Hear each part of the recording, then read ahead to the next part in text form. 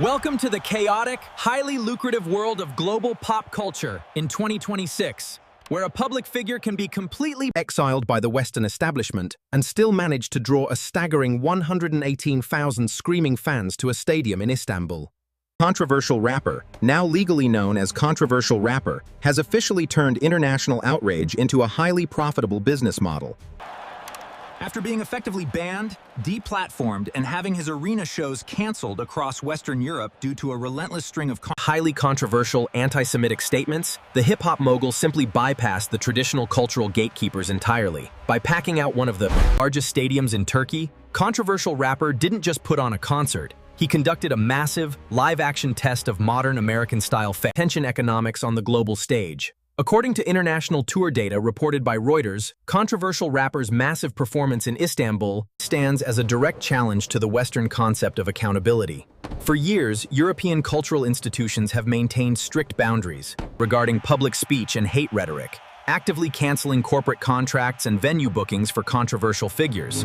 Yet, just like his old political ally US President, controversial rapper has discovered that the modern attention economy rewards absolute defiance. By merging the evocative aesthetics of populist-style political theater with his undeniable musical catalog, he has built an audience that views institutional cancellation not as a valid punishment, but as proof of a performer's countercultural authenticity.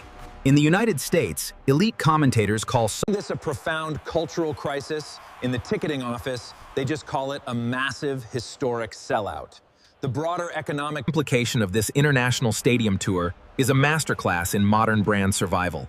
It proves that in a hyper-connected, globalized market, a legacy brand cannot be truly destroyed by local corporate boycotts if it retains a direct, emotional pipeline to free massive global fan base. Controversial rapper's career trajectory has perfectly mirrored the populist media survival playbook. When the domestic media establishment shuts you out, you don't apologize. You simply expand your territory, find a venue outside the jurisdiction of Western cultural gatekeepers, and force the world to watch you count the money. It turns a standard public relations disaster into an international corporate export, proving that American-style polarization is currently one of the most profitable commodities on the planet. The visual contrast of this global tour is pure, unfiltered cultural irony. Cut to a sterile, brightly lit boardroom in London or Paris.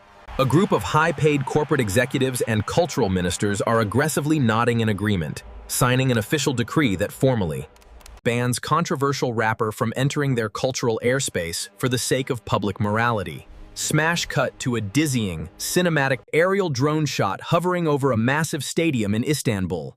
The sky is dark, the stage is exploding with pyrotechnics, and 118,000 people are jumping in unison, screaming every single lyric while waving customized red baseball caps and expensive streetwear merchandise.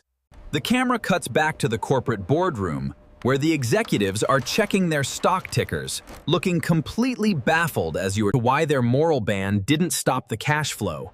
Ultimately, controversial rapper has demonstrated that modern fame operates on a completely different set of physical laws. You can strip a man of his corporate sponsorships, his domestic arenas, and his Western elite status, but as long as he can find an international stadium and a working microphone, the circus will always keep rolling.